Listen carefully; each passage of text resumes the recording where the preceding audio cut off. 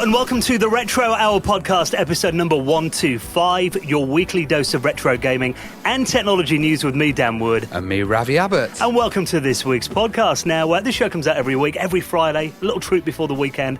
And on this show, we kind of cover everything from the golden age of video gaming.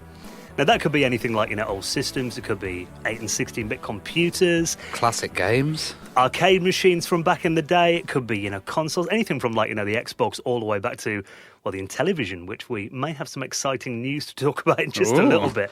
Now, talking about going way back in the day as well, Atari, obviously the first iconic video games company. Oh, genre-defining. Genres were made on the Atari system early on. That's what I think, actually. You make a good point there, because with those old systems, there was no real reference before it. So you were essentially making not only a style of game from scratch and the gameplay and everything, you're writing the rules as you went along. Totally. Nobody had ever played that type of game. Yeah, so the people that we talked to from that era, I think, always have something very special about them. They really were pioneering. And this week's guest, we have a really special guest coming up in around 50 minutes on the show, Peter Liepa. Now, he was a creator of Boulder Dash. Oh, I love Boulder Dash. Do you remember that? There were so many clones of that. And interestingly, it was the first home computer game to get an arcade conversion. Okay. So a lot of the games came from arcade, Space Invaders, and they'd do their own version on the console. This was the total opposite way around. So we'll see how that happened. You're right, because it was like Pac-Man, then to the home system. Yeah, Asteroids. Well, this is going to be fascinating, because like you said, in terms of games that were cloned on so many systems, that idea of Boulder Dash, I remember having games on the Commodore called Rockman and Return of Rockman and Bicycle World. That is actually Boulder Dash as well. So we will go into that later, but those versions were exactly the same, just different names. Oh, interesting. All right, well, I'm looking forward to this one. Peter Liepa, we're going to be talking to him on the Retro Hour podcast, getting really old school, back in the Atari days. He's coming up on the Retro Hour podcast very soon. Now, I do hope tonight, Ravi, you're going to get a good night's sleep. Oh, God, yeah, because I've got the train. Well, actually, I should be in Glasgow at the moment. As we're talking, we're pre-recording this, guys, but we're doing Play Expo in Glasgow. It's going to be absolutely fantastic. So we've got Kim Justice, we've got Slopes, and possibly Did You Know Gaming as well. So. Great YouTube channel. Yeah, big fan of them. Fantastic. And we're going to have a good chat, because they've just been doing stuff with Sega as well. Yeah, pretty much everyone who I love on YouTube is doing stuff with Sega at the moment. So, but how long's a train from here in Nottingham up to Glasgow? It's about 5 hours. I'm really bad with planes. I really don't like them. I don't get on with them. They're all right for short trips, but going up to Glasgow, I'm going to sit on the train. I love trains. I'm a bit of a train nerd. Well, to be fair, by the time you got a plane up there, by the time you got to the airport, waited for your flight, checked in and all that, it's probably just as quick to get the train anyway. Exactly, and I've got Breaking Bad, so I'm just going to sit there, and I've never seen Breaking Bad, so I'm going to watch a load of it. You didn't get your hack Nintendo Switch in time then? No. I might get one there. So this is going to be amazing. I can't make it, unfortunately, because I'm going to go on holiday tomorrow. I'll be in sunny Spain. I'm sure it'll be a bit warmer than Glasgow, but, it's good, because Play Glasgow's quite a new event, and, it's only been going for a couple of years, and it's good to actually be going up there, because we've been to the other Play events in the UK, and they're pretty established, so it's good to see a new one, a fresh one. And of course, we're going to have Play London later on this year as well. Yeah, then we're back in Blackpool, and there's another Play Manchester already been announced for next year. Obviously, if you're new to the show, well, Ravi and I, we do all the panels at the Play events, so we have all, essentially, if you like the interview section of this podcast, we take it around the country to the Play Expo events, and we host it live. So you're going to be doing a panel at Play, aren't you, for about an hour on Saturday? Yeah, I think it's probably going to be on the Saturday. Yeah. This is just a kind of test the waters, because the other one, oh God, how many panels do we do on that? I think it's about 4 or 5 a day. Yeah. So this one's just like a test, and I think there's going to be a lot of drinking and just kind of chilling with the Scottish guys. That's which standard, should be good. Any Play event, we always have a bit of a party. So if you are going to be around this weekend, do look out for Ravi and Kim Justice, Slopes, and all the crew are going to be up there in Glasgow. So and we're actually going to be playing out the panel that you do on the show next week as well. So, that's touch wood if we have recording, but we have actually purchased some recording equipment now, so we are much more solid. And you're taking about 4 backups. We've got tell Kim to bring a recorder, shove an iPhone on the table, everything. Nothing can go wrong, so we'll bring that next week's show. Now, of course, the Retro Hour podcast couldn't keep coming to you every single week without the people who make it possible. Now, we do have a little bit on our website, and as we say every week, it's totally optional. If you want to help us out, that's great. If you don't, this show will always be free. We'll always put it out there for free. We'll never charge for it. But if you'd like to help us into the running of the podcast, because at the moment, we do get donations coming in every week. We pay for quite a lot of it out of our own pockets as well, which we're fine with. But if you'd like to help us out and make a little tip jar donation, all you've got to do is nip onto our website. You'll find a little button on the homepage for PayPal. If you're into all of the cryptocurrency stuff as well, we've got that too. Oh, yeah, definitely. Which is back on the up now, I think, isn't it? Oh, God knows. It's like a roller coaster, isn't it, that stuff? So if you've got any go and spare, obviously anything we get does go 100% back into the running of the show. You can make a donation through the website, theretrohour.com. And for doing that, drum roll please, Revy. You get a mention in the Hall of Fame. Oh, that sounded like something off the X Factor, isn't it? I've been practicing that voice. Yeah, you'll find your place in the Hall of Fame, just like this week, Dan Through, Neil Gins, Hubert Stanick, and Roy Gallotti, who all made donations into the running of the show. And you can do the same. All you've got to do is leave a little tip in the jar at theretrohour.com. Get a shout in a future show. Now, before we talk to Peter Liepa, this week's special guest, speaking of going old school, we've been saying this for like every other week. There's like, a new console coming out, and we're just headlining each show, going, oh, what console is it this time? It is like retro console re-release of the week at the moment, isn't it? So here's one, I must admit, I didn't see this one coming, and this is the Intellivision. Yeah, so the Intellivision was an American system, wasn't it? And it was really early on. 1979 it came out. And they have, like, really early titles, there's a lot of kind of Space Invaders and stuff like that, lots of clones, and I've really not played on one that much. I've interviewed people on this wonderful podcast about them, but I've not had much experience hands-on. I've played them at retro gaming events. There's normally a couple there, and there's like Astro Smash and Night Stalker. That's one of the big games on there too. And this is really interesting because it's kind of been a soft announcement. Normally with like when, I probably shouldn't mention it in the same sentence, but the Coleco Chameleon, for example, the Atari VCS box, it was all singing, all dancing, promos out there, news articles on like every mainstream tech site and everything. Yeah, all the Metro and all the press were covering it. Yeah, everyone going nuts about it. But this was actually just a live stream that was done last week from a guy called Tommy Tallarico. Now, Tommy is a very, very established video game music composer. He's done over 300 games. Wow. He's actually a Guinness World Record holder. He does the video games live shows as well. He's been doing those for 13 years, taking video game music live on the road. He's presented 3 American gaming television shows back in the 90s and early 2000s. I recognise his face, I recognise it when I see this, yeah. I'll tell you why you might, because he's actually the cousin of Steven Tyler from Aerosmith. Oh, okay. And he's a music producer professionally. Have you heard of the dance producer BT? No. Oh, he's been going for years, but he's produced his next album and he's been doing his tour and everything as well. So he's got a lot of credential behind him, this guy. He's not some fly-by-night operator. And I imagine with his kind of track record, probably got a few quid in the bank, yeah. I'd imagine. So he is now, quite bizarrely, the president of Intellivision, this relaunch company. Okay. The reason that he's done this, apparently he's got the trademark and everything, is because he grew up playing the Intellivision. It was his first ever system. That launched, like we said, in 1979. And he's managed to get the license through. I think Mattel owned it originally, didn't they? And it's probably gone through 1,001 companies. But now he's managed to get his hands on it.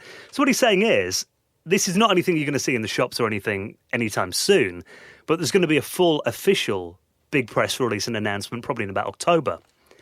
And he's hoping this is going to sell in mainstream shops and everything. The kind of ETA at the moment is probably Christmas 2019. Is there any mention of Mini? Nowhere. No mention of Mini. So this may be a full-size console. We need some more fullies. Yeah. Losing all my mini consoles down the back of the couch and everything at the moment. So he's relaunching Intellivision as a California-based company. So he's a president. Apparently there is some original Intellivision team members involved in the project as well. Oh, that's good. So what he's saying is what he wants to do with this is he wants to kind of bring back video games for families to play at home. So he's not going to compete with Sony and Microsoft and Nintendo. He's saying we haven't got $1 billion. We're not going to try and get that market. But I guess maybe it will kind of be like the market maybe the Wii had. Where it was like families that are playing in front of the TV. The family home computer, that was it, yeah. And it's not going to be strictly a retro system. He said it will come with an emulator to play all the old games. Oh, cool. But they're going to have new stuff on there as well. He said new stuff. Now, I find that interesting because all these mini consoles, They always talk about old libraries, don't they? And Yeah. there's never any kind of focus on new stuff apart from the Atari vaporware. But yeah. Which I think is actually up on Indiegogo now. But yeah, Okay, I don't know whether yeah. there's a prototype or not. But there you go. But yes, he's saying this thing won't run Netflix. They're not going to try and do 3D. It will connect to Wi-Fi. You will be able to buy games on it. There'll be an SD memory card slot in there as well. So it's essentially going to be, the target is going to be the non-gamer, the family. They want it simple, a console where a system where, young and old gamers can play together and have fun with that. I mean, essentially, I think it's kind of going for like the mobile gaming market, but obviously playing on a phone is very solitary, isn't it? So you kind of want to make it a living room fun device for families, I guess. Oh, I can't wait to see. Imagine if he's got some kind of contact with the original case designers or, the rights to have the old cases and stuff. I'm sure if he's got the licensing and everything sorted, I'm sure he's planned this for years. I mean, it's interesting that you use the Intellivision name because, I mean, to anyone under probably 30 at least, that's not going to mean anything. No, yeah. So if you're trying to appeal to kids as well, it'll be like a new brand. I don't know, though. I don't know. In America, does it? I don't know. Maybe. I'm not sure. Maybe parents will tell the kids about it. We had one of these. But, I mean, to like an 8-year-old, I'd imagine that would just seem like a new brand, I guess. Yeah. It's interesting, but I like the fact that he's been kind of realistic with it. He hasn't come out then being like, yeah, we're going to take on Microsoft like the others have. And he's also promised, this is a good point, it's not going to be a crowdfunded. Okay, so it's going to actually be a retail product that's manufactured and delivered and not reliant on crowdfunding. Yeah. That's good. Yeah, so really, I mean, it's win-win then, isn't it, for consumers? You can't lose. Yeah, I'd love to see one of these. I'm excited to look out for news for this. There you go. Well, there's your next job, Ravi. Get him on the show. Oh, yeah, that'd be great, wouldn't it? And then I could actually have a go on it in television. And I'm sure he might have some stories from... There's got to be some tales from back in the 80s and that, partying with Aerosmith. Oh, yeah. Imagine those guys. They'd be wild. That might rival the Vince Desi Postal episode that we did from his flat in Brooklyn, I think. Oh, yeah. So we'll keep an eye on that story. Very interesting. Now, if we do get him on the podcast, I think we'll need to dress for the occasion as well. And also, we mentioned that Play Expo Glasgow's coming up. And really, this is kind of the summer of retro gaming events. We're going to be at loads. And the one thing you always notice is, we mentioned Aerosmith there. It's kind of like people going to see the favourite bands. Because when you look at retro gaming shows, everyone kind of has T-shirts on with their favourite systems or games. The crazy thing is, there's been T-shirts coming out of Primark and stuff. Yeah. And they've been doing launches for retro gaming stuff, but we've got a T-shirt here which is actually featured on the Big Bang Theory. Sheldon was wearing it. Yeah. I like that show, but they shouldn't have got girlfriends, should they? That ruined it. That ruined it. It was better when they were looking. Well, it just wasn't believable. Yeah, totally. Well, we do this every week in the show. We do little Easter eggs in there. I mean, we found a couple of cool things that you might want to wear if you're off to a retro gaming event over the summer. And the first one is, like you said, this Big Bang Theory Sheldon Cooper in television video game T-shirt. This looks awesome. Yeah. It's for a game called Astro Smash, which I've not actually played, but the pixels on it look ace. And, it's just good having those big numbers and massive display. So check that out. If you buy that through us, then you help support the podcast. Yeah, so we've got a little link in the show notes at theretrohour.com. Click on the Easter eggs section. I've picked out a T-shirt as well, an Amiga A500 Kickstart Workbench Insert Disc T-shirt. Oh, of course. That's like standard for you, Dan. The hand holding the disc, you turn on the Amiga 500 yeah. you got, which I don't think is actually copyrighted because it's not like a logo. And it's the wrong way around, isn't it, the hand? Yeah, when he did that originally, he was looking at his hand when he drew it. Left-handed. I'd never noticed that in all these years. Yeah? Yeah, so there you go. So if you want to stand out of these shows, and you get these in loads of different colours as well, actually. So we'll put those in the show notes. They're only about, I think mine's $13.99. Yours about the same, $13.64. So we'll put the links to those in our show notes. Use our affiliate link, and we'll get a couple of quid back to help run the podcast as well. And you'll look awesome at your retro gaming events this summer. Now, this is quite interesting. A new Mega Drive game. We like it when these come out, don't we? New games for old systems. Oh, totally. That's the thing. Like I was just saying, these mini systems come out and there's no new games coming out. Apart from this one, obviously, and Tanglewood as well. I noticed the guy from Tanglewood actually posted a picture of the crate that he got delivered with the Tanglewood copies in. All the carts? Yeah. Oh, wow. But it was bigger than his door. It was outside on the front lawn of his house, and he's had to kind of take the crate apart and then individually bring all the carts in.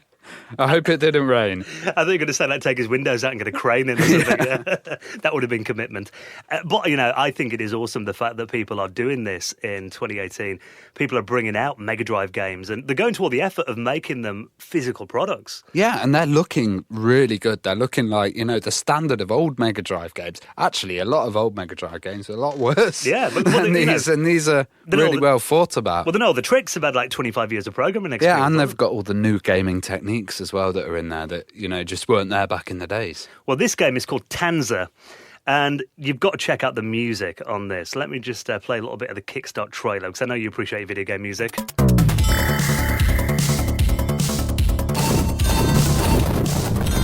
Oh, that's wonderful. Yeah. I love the explosions, because they've got that Mega Drive explosion where it's just really like... Listen to that. Yeah, I might have to drop that on one of my DJ sets. I've always loved the Mega Drive sound chip anyway. And this, it looks so much fun. It's kind of inspired by like Strider and games like that. It's a hack and slash platformer produced exclusively for the Sega Mega Drive / Genesis. It looks quite Shadow of the Beastie, doesn't it, actually? Yeah, I think it's kind of, it's got a lot of influences from older games. As soon as I saw it, I was like, Strider, that's what it made me think of. Probably because of the guy's weapon in the game too. Ah, yes. And there's a lot in here as well. Again, like with Tanglewood, it's going to be a boxed game. It's going to be, put on a cartridge with a printed label, manuals in there as well. It will look like a Mega Drive game that you bought in the shops back in, like, 1991. Like multi-region as well, so you can use it on any system. Yeah, and there's going to be 8 levels in here as well. Different worlds, Old West, Ancient Rome, flying pirate ships. There's sub-bosses for all the stages, end-of-level bosses as well. Shops where you can do power-ups and stuff. Even secret little Easter eggs hidden in the game too. Well, he had quite a reasonable goal as well, which was £1,600, and it's actually about 6,000 now. So he's smashed it. He's smashed that, yeah. And there's still, when the show comes out, there'll still be over 2 weeks left on it as well. And I think it's brilliant that the community get behind this as well. And like you said, this guy, he didn't take the mickey. He kind of set himself a reasonable goal, what it would take. He didn't want to get rich off doing it, obviously, and the community has rewarded him for doing that, which I think is wonderful. So... And I looked at that, and that just looks like a fun game, And the fact that it's going to be a Mega Drive exclusive. Because a lot of them, they come out and they're like Android games. They just port them to the Mega Drive to get column inches and stories, of morons like us. I reckon there's going to be a factory somewhere where some guy was producing carts for years and he was like, I'm going to give up. And then suddenly all these new games have come out and he's got, oh God, get the old machines going again. Getting the old factory recaps to get it back on the go. Well, speaking of community-driven stuff as well, it's always nice to see. We love podcasts. We love YouTube. We love websites.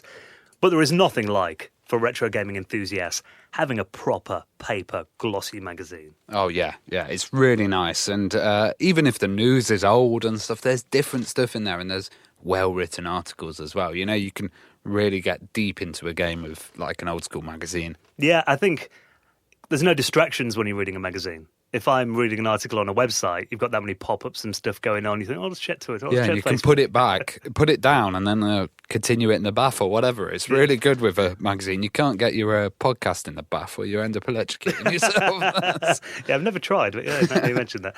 Well, this is going to be a new British retro gaming magazine called Fusion. Now, issue 1 is currently on pre-order. And they're going to be bringing these out. The first issue is coming out at the end of this month, end of June. And they're going to be releasing a new issue probably every 2 months. So this is a full print kind of high quality silk paper magazine. Yeah. And it's going to be available, sent to your home. And that's for £4. Yeah. Which is amazing, really. I've seen other magazines printed and maybe about £7 or £8. But £4 is great. And there's also going to be a PDF version. Can't imagine how cheap that would be. Yeah, well, that's the thing. $3.99 is really the price that gaming mags were back in the early 90s. Yeah. So it's kind of gone retro with the pricing as well. And there are, I'll put a link to their website. It's fusiongamemag.com in our show notes. But the artwork looks wonderful on it as well. There are a few little preview pages. There's one here of Mario 64 on the N64, obviously. And even the cover as well. I think, they've really nailed it with the artwork. It looks like, again... Yeah, it looks very professional, this does. Yeah, so it looks like a mag that you could have bought in the shops. So I always think it's great when you get new projects like this, and for that price, $3.99. I mean, that's a no-brainer, really, isn't it? So. Well, a lot of fan-made magazines. I used to spend years printing off magazines and kind of rebuilding them myself and everything. But to get it sent to your house, that's kind of exciting, isn't it? I remember when I was a kid, we used to subscribe to mags, and it was always really exciting when they came through the door. And, that'd be your morning boxed off then, if it was a Saturday or something. Yeah. So, yeah, really good. Well, you'd be like, I'm going to find a place to read this and really get into it, Lock your door, headphones on with some music in. Yeah, so if you want to recapture those glory days, because back in the day it was all about magazines before the internet, wasn't it? So it's cool we've got a new one, so we'll put a link to that in the show notes at theretrohour.com. Now, before we get into this week's interview, we've got to talk about this guy because I think he's incredible. Now, this is Gianni Van Zyl, a name that may not be too familiar to our listeners outside of South Africa, but he's actually a pretty big deal over there, isn't he, this guy? Yeah, he's the former head of iBurst, which seems to be a big South African company, and also he's the current head of Vodacom. Yeah, which I think are a mobile company. Yeah. And he was essentially one of the guys who launched 3G in South Africa in 2005. What people don't know about him, usually, is he's actually got one of the largest private computer restoration operations in South Africa. Oh, yeah, and this looks majorly cool. If you're into your, kind of before and after pics of restoration, this site is so good for it. And he's got absolutely everything. He's got some of the BBC micros here. He's got Commodore 64s. He's just got a wonderful collection and stuff that you wouldn't expect to see, like a Z80 in South Africa. And even to the point, he obviously seems obsessed with computer games. It's a great article, this one is. To the point that he got a Commodore 64 birthday cake from his daughter. I always love it when people get those. You see them on Facebook groups and stuff, don't you? my wife's maybe Sega Mega Drive cake and that. Yeah. That's awesome. And this guy, apparently his love for PC started in 1978. His first computer, as most stuff was, and it was a kit. A CompuKit UK 101 with a 1 megahertz 6502 CPU, 4K of RAM, 1K of display memory when he was 14, and eventually went along, upgraded various systems and everything. And the thing I love about the story is, I'd imagine this guy's probably got a few quid now because he's a pretty big deal at a major communications company. But the reason that he set up this project is because, like you and me, we've talked about this on the show before, you'd enjoy reading about these high-end computers and game systems in magazines that you can never afford. You can never afford, and I guess he's probably actually imported a lot of these into South Africa because they wouldn't be available in the general stores. He's got absolutely everything, a huge collection. Well, what he's saying is, this is really cool. There's actually a group of people kind of, in his local area who've joined up together to form a vintage computing community and actually help each other out. So if someone needs a certain system, someone else might know where to get one, like a users group where their job is to help each other find these systems. That's so cool that a CEO of a huge mobile phone company could be in this user group and you'd be like, oh, have you got a spare screw for the 647? And oh, yeah. Of course I have. Come round my house. But again, looking through his pictures, you can tell that he really respects and loves these machines. Totally. I'm just looking at the ones with the towers in there, just drooling. Oh, what's that? Maybe. Oh, I recognise that case. It was like a BBC compact here that looked dusty, beaten up, neglected. And it kind of reminds me of, Retro Man Cave, his Trash to Treasure series that he does. And yeah. 8-Bit Guy's been doing some recently as well, hasn't he, with a VIC-20 I've seen. Yeah, look at that Commodore 64 picture here. It looks like it had like a bag of concrete poured over it or something. The end, it looks like it could have been brought brand new. But actually, I mentioned 8-Bit Guy then. He did a video recently. I think it was restoring a neglected VIC-20. He's been doing a series. Oh, God, was that the one where it was like... It was covered in engine oil. Yeah, I saw that. Yeah, that was a momentous effort. And he got it up and running again. And he did actually say at the end of it, he imagined it probably came from some old garage or someone that was using it back in the 80s, and it's probably been in a shed or an attic for 20, 30 years. And he put a game into it, and he said it's probably the first game that's ever been played on this system. And this computer thought that its life was over and it had been neglected and it was retired, but now it's got a new lease of life and someone new will enjoy it. And I think that's wonderful when, these old systems do get a new lease of life, so... Yeah, it's kind of like they're sitting there and they're like, somebody save me. And then he comes along and here you go, look, it looks amazing. So if you want to find out more about that, and I think, we should do something like that in this country, or any country really should do it, get community groups together, get user groups together, help each other out, because these prices on eBay of retro systems are getting ridiculous. But if you know places where you can get them locally, help each other out. It's a good thing. It's cool. That's the best thing I like about meeting up with people at shows, because I can talk about something and they'll be like, oh, this, or everybody's like a little knowledge bank of advice, and they can all kind of help each other. And it's really nice, actually. They're not trying to look to stab each other in the back. You know, they're not like, oh, he's got that nice car, let's buy it off him cheap. They're like, oh, I get that working, and, you know, you've got something rare there, mate. You know, it's good. And on that note, if anyone wants to bring Ravi a Vextrex to play Glasgow this weekend, I can't take that back on the train. So if you are coming along to play, have a wonderful weekend. I'm so jealous. But I look forward to hearing the panel on next week's podcast. And the pictures as well. I'm sure there'll be plenty, and videos. Oh, yeah, definitely. Well, you're out there with the right people for videos, aren't you? Plenty of YouTubers out there. So if you go and have a good time, we'll be out again next Friday. Please do keep your reviews coming in. If you enjoy the podcast every week, they do really, really help us. And of course, you can find out all the stories that we talked about in this week's show at theretrohour.com. Right, let's get old school. Boulder Dash, the days of Atari. Peter Liepa is this week's special guest. You're listening to the Retro Hour podcast, and it is time to welcome our guest on the podcast this week. Welcome to the show, and thank you for coming on. Peter, how are you? I'm great. How are you? Yeah, very good, thank you. Now, we're going to get into some, I'm sure, very interesting stories about classic games like Boulder Dash. You know, we can't wait to talk more about that. But let's get a little bit of a kind of background on you first. What first got you into computers and games? Do you remember when you first came across them? Well, I'm old enough to admit that there were probably no games when I first got into computers, or if they were very simple, like tic-tac-toe. So I've always been kind of a math science nerd. That was the sort of thing I was good at school. I also had a lot of passing interests in music and art and animation and so on. And it was high school that I first encountered computers. We had a kind of field week where I went to a science lab, and I think they were expecting me to help build physics experiment equipment, that sort of thing. But they took us on a tour of the computer lab, and I refused to leave and basically taught myself programming like in the few days that I had. What kind of machine was that? Well, this would have been the old IBM Selectric terminal, that sort of thing. It would be hooked up to a mainframe then? Yes. Yeah, it was a large research establishment in Ottawa. It would have been hooked up to a mainframe with all sorts of scientific languages and software and whatnot. And I had this little math problem that in hindsight was terribly simple, but I had no idea how to fix it. But I thought I'd write a program to help me figure it out. Did you have any kind of reference material or any help from anybody to learn how to program on these machines?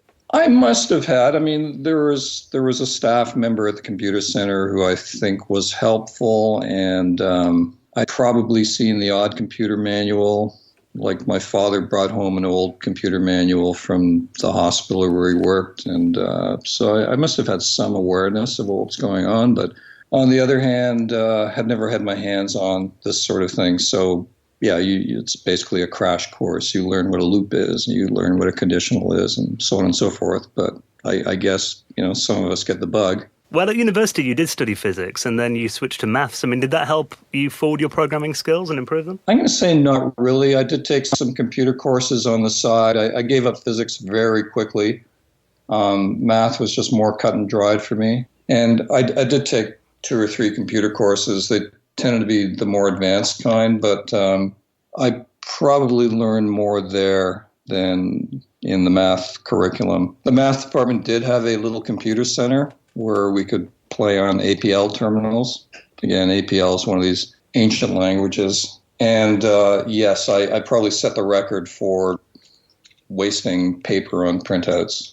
Well, do you remember when you first encountered a game then? Well, video games were beginning to make their appearance, in the early 70s, Pong, that sort of thing. Actually, sometime in the 70s. And I think the first actual computer game I may have played would again have been on a university mainframe. It was a game called Adventure, which I think you've probably heard of. Yeah. And, as you know, that's a text game only. But, at the time it was fascinating. I remember stumbling upon it with a fellow grad student, and, we were just immersed. So I'm sure my experience with early electronic gaming was similar to anybody else's who was around at the time. Well, when was the first time you saw an Atari then? So, of course, I think Apple computers, like the Apple II, would have been late 70s. Around that time, I would have been getting a little bit experience with things like the TRS-80, which I think I bought briefly from a store before I returned it a month later. Trying to put... Wow, we're going back. And so the first time I would have seen an Atari actually was with a friend who was, much more free spending than I was and bought every latest gadget, sound equipment and computer equipment. And he would have had things like the Atari 5200. Is that right? Yeah, that was a more advanced one, wasn't it? Well, no, there's a 2600, 5200. He would have had one of those, so the game console, and then I think he would have upgraded to an Atari 400. And he, of course, had a large screen TV. You can only imagine the kind of technology those things were. I don't know how old you guys are, but well before your time, I'm guessing. Was this a big projection TV or was it a CRT? Yeah, it was something like that. I can't remember. It was either a huge tube or a projection. I can't remember, but it sort of filled the apartment that he lived in, and we would have little video game nights and play all the Atari games of the time. And that's where I had this I can do this moment. So yeah, I kind of stopped my job and looked around for how do I get into this business. So did you buy an Atari machine yourself? I did. I bought an Atari 800. The thing probably cost about as much as a MacBook Pro does now. So there seems to be this constant amount of money that you spend on new machines. Doesn't matter whether it was 30 years ago or today. And they were good machines, the 800 actually, and the 400. The Atari computers were actually well made, weren't they? They were. I really think it was a great machine. The main difference with the 800 was that it had a real keyboard. The Atari 400 had a membrane keyboard, which was annoying. Well, how did the story of Boulder Dash come around then, and what was the inspiration for that game? I was really casting about, well, where do I start? And I am not one to just jump into things. I was hesitant about, well, what kind of game should I write? Are there genres that were in more demand from publishers, say, than others? And I had heard somehow about a local, I was living in Toronto at the time, so a Toronto area publisher had already published a game or two. So I approached them and asked them, what kind of genre would you like to see? And they said, well, we happen to have a game that we're interested in that the programmer has gotten to the demo stage but really doesn't have the skills to bring a production or commercial stage. Why don't you get together with him? And this was Chris Gray, who was, I can never remember the age, but he was fairly young, let's say 15 plus or minus a year. And he had indeed worked up this basic, well, in the language BASIC, a demo of his game. And I thought, okay, this should be easy. Publisher would like me to convert it to machine code so that they can publish. This will be a sort of quick and easy way to, get my feet wet in the industry and see what it's all about. So that was the whole idea. It was simply to convert that demo into something that was shippable. Unfortunately, after a few days, all this happened fairly quickly. After a few days of actually setting myself up, ready to work on this project, getting all my business commitments out of the way, and looking at the whole thing, I thought, well, A, it looks like something I've seen in the arcades already, and B, it's no fun to play. But we do have this idea of rocks and dirt and digging. Let's see what I can do with that. And so I basically stripped the whole mechanics down to bare essentials, just using little squares and circles to represent dirt and rocks, and built what's called an automaton. The Game of Life is an example of that. And basically over the course of a few days, I worked out some just simple rock physics. What Chris had done was, I think, pre-programmed some rock falls, and they were far and few between. And again, it didn't make for anything very interesting. But when I had this little sandbox that I built where I could just, arbitrarily have tons and tons of rocks or dirt or whatever in whatever combination or patterns I wanted, I just found the whole thing very addictive. So that's where Boulder Dash started. Because the physics in the game are fantastic, like the way that you move a rock and other parts fall and everything. It's incredibly complex for an older Atari game. Did your background in physics and maths help a bit with this inspiration? Yeah, the background helped. As I said, the cellular automaton, that concept had been around in the rather well-known Game of Life. As far as physics are concerned, no, I don't think the physics here are entirely stupid, right? There's no such thing as acceleration or force. A boulder would simply drop if there was an empty space below it. If it dropped onto another boulder because, boulders around, it would just sort of turn the corner, right? It would roll off and continue falling, and it would eventually stop when there was no place to go. I've got to say the whole thing was really simple. We're not talking about the physics that you see in modern games, which is very realistic and based on relatively sophisticated math and physics. I find it quite interesting that you mentioned that you actually kind of scaled down the original gameplay to like the raw elements to make it more fun. I mean, was the original design of the game more complicated? Did it have kind of more stuff going on? I don't know that I'd say there was much design. Again, it was a demo, basically, pretty canned. One of these days, I'm going to see if I can excavate the original BASIC program. I've actually got somebody in the U.S. who's working on transferring some of this stuff to modern media. But there was a game around at the time called The Pit. Chris's game was very much, I think, inspired by that. And there, a robot lands from outer space, gets out of a flying saucer, and then digs down into a subterranean world where there happens to be dirt and rocks, but I think the main feature is some pool of acid at the bottom with little monsters that he's got to get through. And he might have to actually fetch something or retrieve something and then bring it back up to the flying saucer at the top and fly off. But, there are videos of The Pit on YouTube that you can watch.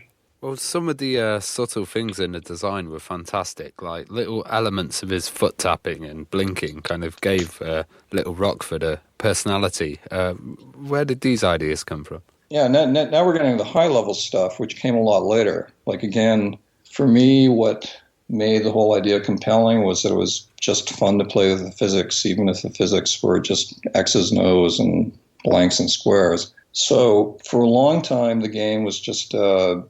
you guys have presumably used an Atari 400, 800, but it had a screen, I think, that was 24 by 40 characters was kind of the main mode. And so every little entity like rock or a piece of wall would have been one of those characters, but with a custom character set. So for a long time, that was the domain under which Boulder Dash was being developed, sort of working out... I had to go beyond the just raw physics of rocks and dirt and a joystick digging through this stuff and reacting to it. So generally these little X's and O's and squares began to be replaced by custom characters, and other entities are being added like fireflies and jewels. And all this was more or less to kind of give a context to just the free digging and give goals. So as much as digging dirt was fun, watching avalanches being created and getting through little fields of rocks was interesting. You had to sort of monetize or gamify the whole thing, and so other characters came along. And it was probably later on, really in the process, that the stuff began being beautified, and I remember showing early versions to the publisher who was saying, well, this is nice, but we want to see more of a character here, right? I think at the time I probably had a stick figure for what's now called Rockford, and that stick figure may have had some simple animations looking like the people in Choplifter, but he felt, no, we want more of a hero here. Everything's got to be bigger. So this was actually one of the big challenges was, now making entities twice as large as they were, so now they're 2x2 characters, and then animating all that stuff and introducing scrolling. Like, scrolling was not really a concept in the game until all of a sudden the caves were twice as big and you required scrolling to get around. So along that evolution, there came more detailed concepts for Rockford.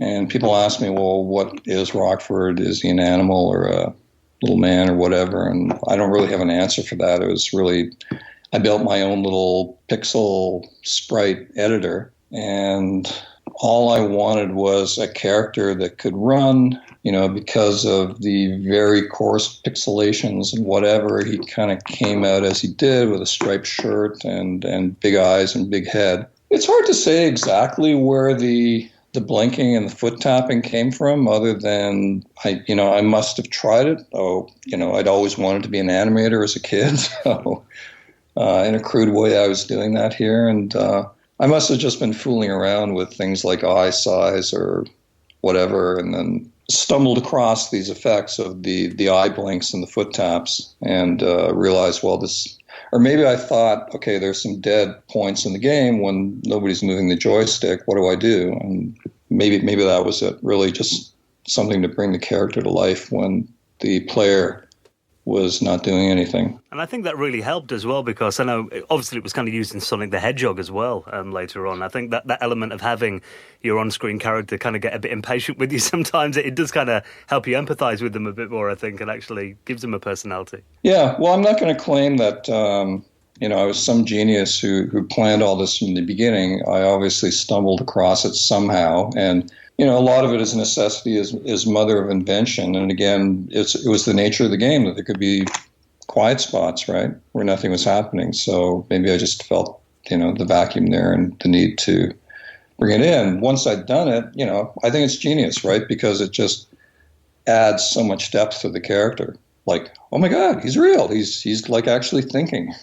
Well, was there actually an end to Boulder Dash then, or did it get harder and harder, or did it just kind of go around on a loop in the same code? There was no ultimate cave, if that's what you mean. The basic idea, this was the era of, say, Miner 2049er, where it was pretty standard to have a game with 10 levels. That's just where that world was, I think.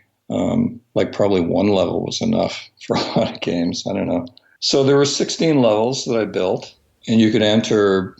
They were divided into groups of 4, so you could enter on the 5th level and the 9th level, etc. I guess it was also usual to have some kind of level of difficulty, so it was easy enough for me to kind of just duplicate those 16 levels and have 4 extra sets of those, where with every set, I think you've got a little less time on the clock and maybe a higher jewel goal, I can't remember, and possibly faster action. Everything moves a little faster. Again, that seemed to be kind of the state of the art in those days of how you made a game that kind of lasted forever. You would do it just by speeding things up at every level just a bit until it was pretty well impossible.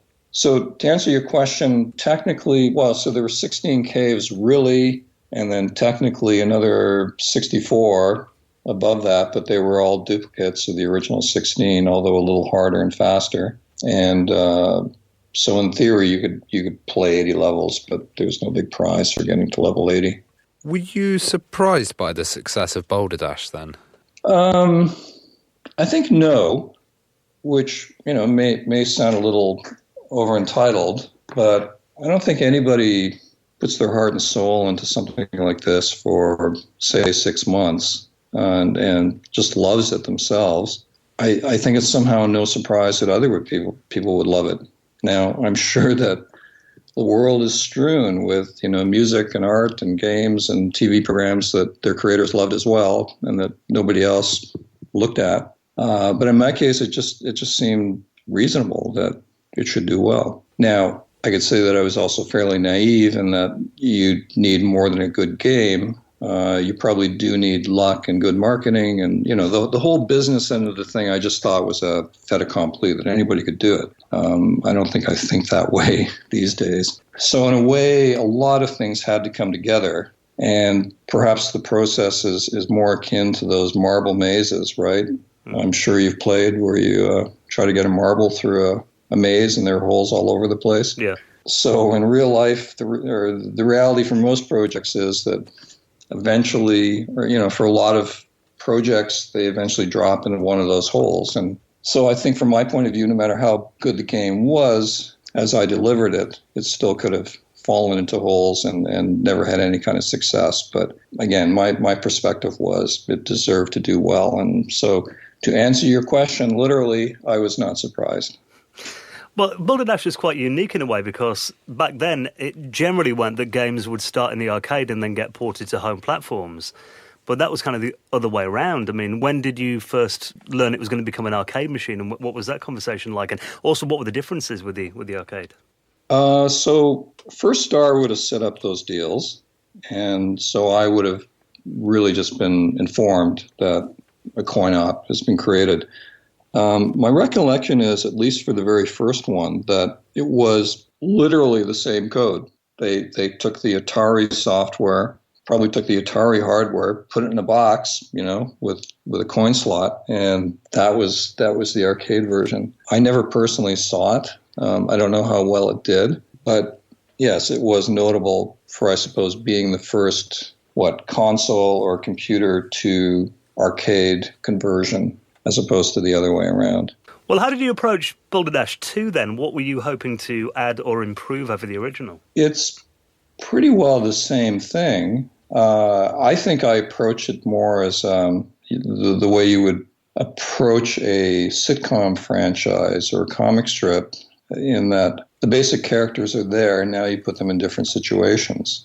So for me, one of the things about Boulder Dash and that cast of characters and physics was that you just had, I'm not going to say an infinite range of puzzles, but really rich possibilities. So Boulder Dash 2, I don't know that I was feeling particularly, to me it was more of a gravy thing. It was, okay, design 16 more levels or 20, depending on how you count. Maybe add a couple of new characters, like, I don't know, there were expanding walls or something. I can't even remember them. But yeah, so there may have been a few extra characters to fit into the universe. But yeah, generated another 20 caves and a new cover screen and music, and done. I think probably the code was 99% the same. So it was really just taking an existing property and adding new episodes. Well, Boulder Dash 3 was a bit divisive. I know there are people that love it and people that don't like it as much as the original 2. What kind of complaints did people have? To tell you the truth, I know very little about Boulder Dash 3. I had nothing, I believe it is true to say I had absolutely nothing to do with it. As I was mentioning, it became more profitable for First Star to develop content by themselves, and they took advantage of that. Just as I thought, well, the developer is the most important part of this whole chain, they probably thought, well, the publisher and the entrepreneur is the most important part of the chain. We'll hire somebody to design caves. And to be honest, you know more about Boulder Dash 3 than I did. Did you never play the game then? No, I don't think I've ever played it. I have no memory of it. I mean, I know there was a Boulder Dash 3 only because I think there was a construction kit that would have been nominally Boulder Dash 4. They did call me because that project was very much in the weeds. I think the developer had gotten to a certain point and then couldn't, there were just bugs that they couldn't fix or something. So they did ask me to put that back together, rescue it. Well, which I did. Well, I remember being a kid and I had a Commodore 16. That was my first machine, a Commodore Plus 4. And there was so many clones of Boulder Dash around. I remember one on there was Rockman, I believe it was called. And there was Icicle Works that was very similar as well. I mean, it must be probably one of the most cloned games of the era. There was so many kind of different spins on it and people making their own versions. Were you aware of those at the time? And what did you think of that, if so? I think certainly with the internet, it became easier and easier to see this sort of stuff. Before then, well, again, I was in it pretty well, had gone on to different things. There were two kinds of clones, I think. There were what I would call the cracked versions that retained the original code and graphics and all that and simply built new levels. And then people would have been inspired as well to develop versions from scratch. And then this would have all happened kind of underground and definitely not something that First Star was happy with. And then meanwhile, they were trying to pursue official versions and derivatives, this sort of thing. To the degree that I've seen these clones on the internet and let's say YouTube, some of them are great. I mean, obviously, some of the people developing levels there knew what they were doing, understood the game, knew how to create novel situations, and then there would also be just total hack jobs. So you saw the whole range. Well, there's a wonderful official forum and community called Atari Age, and they kind of do repos and hacked versions of games and release them. They did an official release of Boulder Dash for the 2600 with a box and manual. I was wondering if you'd seen that and if you've got a copy yourself.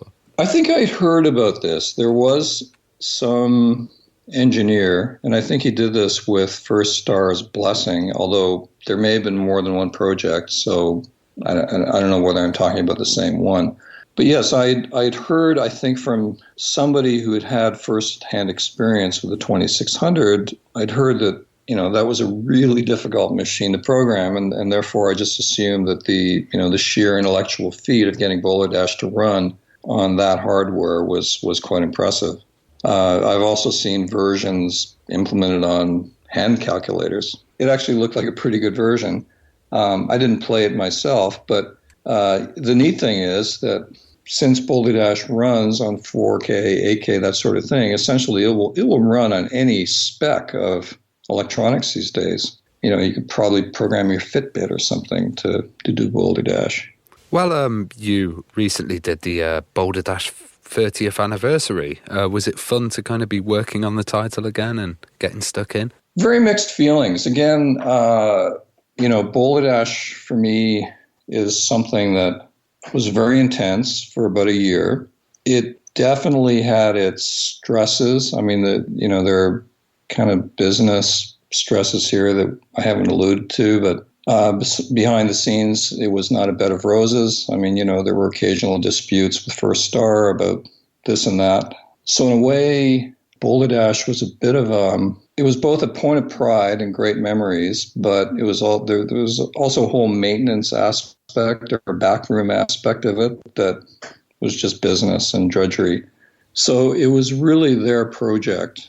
I think when they finally had it at a state where it could be demoed and played on a laptop, they again tried to get me involved, and I did agree to do what's called a DLC pack. And so that was pretty well the extent of my involvement. To answer your question, once I agreed to do that, and, I have to say this is in the context of, it's great for nostalgia purposes, and it really is a satisfying activity developing a game.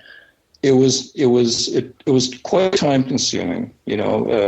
My usual way of working is to stare at the wall for hours and hours, or go on a bike ride and come up with an idea, stop. And in the old days, I would have written it down on a pad of paper, and now I would get out my iPhone and tap it in and then go home. And so you basically kind of wait for inspiration to come, and when it does come, it's just fantastic.